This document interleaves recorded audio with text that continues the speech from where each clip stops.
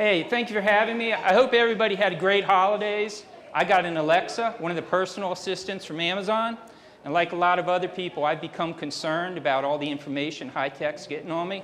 So I said to Alexa, should I be worried about all the data that big tech like Google, Facebook, and Uber is gathering on me? And she said, I knew you were going to ask me that question. And then I found out that the reason Alexa knows so much about me is my wife is having affairs with so many Amazon drivers and Amazon pilots, they have her listed as a fulfillment center. You know, things have gotten so bad at home, the only action I get below the waistline is from a butt dial.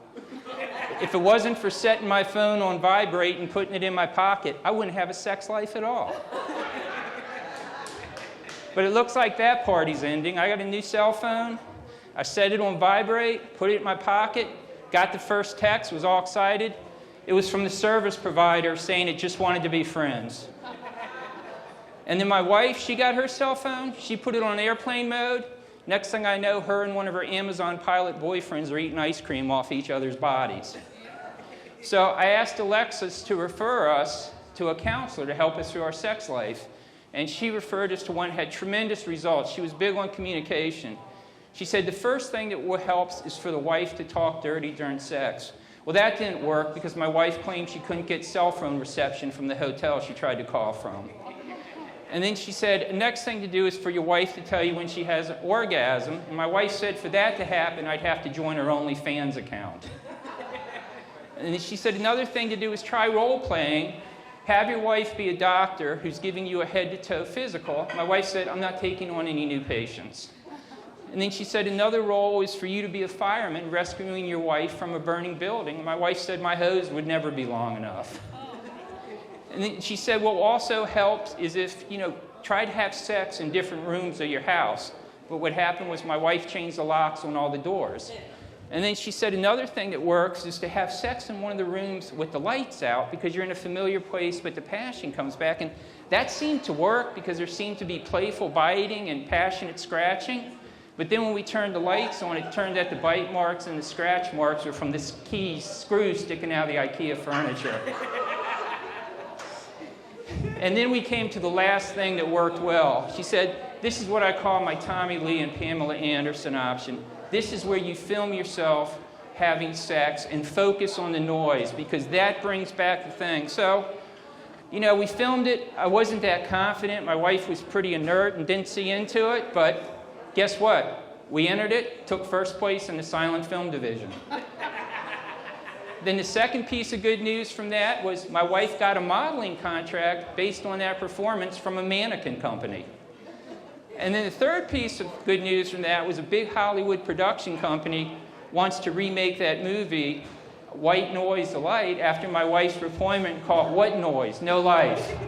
So, after those three pieces of good news, I went to the Halloween party at the Biden White House, and boy, did I have a good time.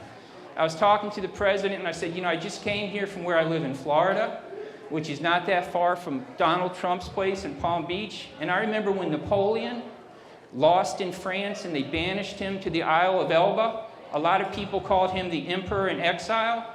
But in Florida, a lot of people wanted to have Donald Trump labeled as an invasive species. And then I was talking to the president, and I said, Mr. President, I think one reason why people loved Obama so much is that he could lean on you and your 4 decades of Washington experience for advice. I said, but a lot of people are worried that you're getting all your advice from AOC and Bernie Sanders, and they used to be a carpenter and a bartender before they entered politics. And he said, well, that's exactly my plan for making the American people happy. And I said, well, Mr. President, how's it going to make the American people happy when you're getting your advice from someone who used to pound boards and serve drinks? And he said, because my son Hunter is always happiest after he's nailed a cocktail waitress. And then I said, well, Mr. President, what about Bernie Sanders' proposal that every American should be given a laptop? And he said, I'm for that too, because I remember how happy Hunter was when he got his first laptop at a strip joint in Las Vegas. And then I said, Mr. President, well, Mr. President, that book's coming out about your son. And it talks about prostitutes, strip joints, drugs, alcohol. And he said, "Stop right there. That's pure libel. My son Hunter has never been accused of impersonating a member of Congress." And then as I was getting ready to leave, I said to Mr. President, the American people are behind you, but we can't have a scandal like the Clinton White House where there was oral sex going on in the Oval Office and he was impeached. And he said, well, you don't have to worry about oral sex in the Biden White House because that's why we have the full mask policy. And what I really enjoyed about going to the Biden White House Halloween party is I used to go to Bowie State University, which is a historically black college and university in Maryland. So I went over there and filmed a sports show I did.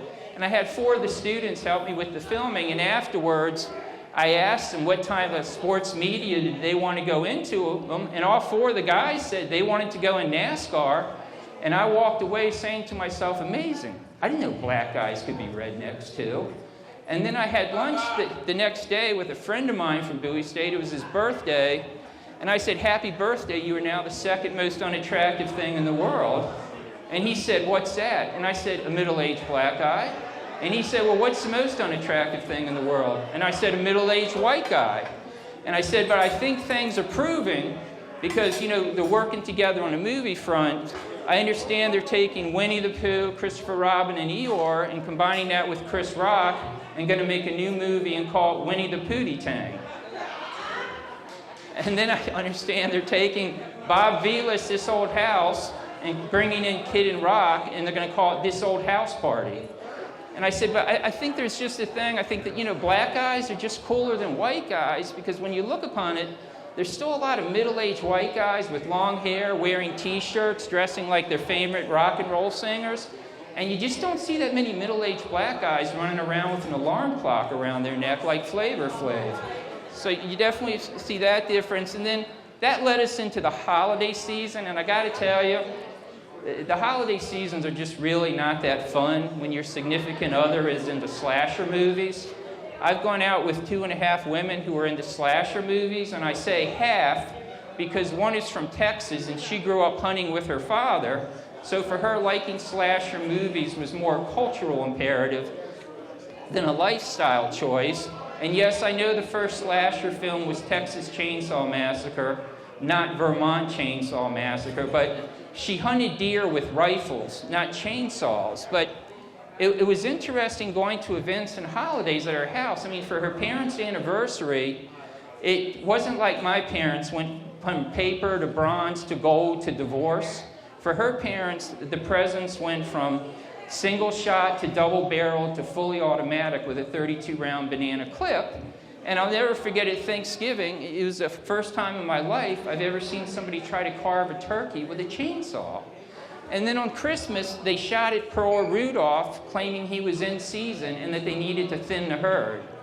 And so all the relationships were the same. You know, in the beginning, I'm a nice guy. I try to, you know, make jokes and say, hey, did you hear that Tony the Tiger's dead? You know, Kellogg Frosted Flakes? Yeah, he was murdered by a serial killer. And then I say, you know, I Netflixed that film you wanted me to, Saw, but I got to tell you, I was a little disappointed. I thought Saw was going to be about going to see your eye doctor. I get that one too. And, you know, she tried to meet me halfway, and she said, well, you know, why don't you watch my favorite podcast on murder? And I'm thinking, you know, the women who host that look like my friends' mothers growing up. And, you know, I wasn't one of these teenagers who jacked off fantasizing about my friends' mothers. And as an adult, I don't want to puke listening to the women who look like them talking about some unsolved murder.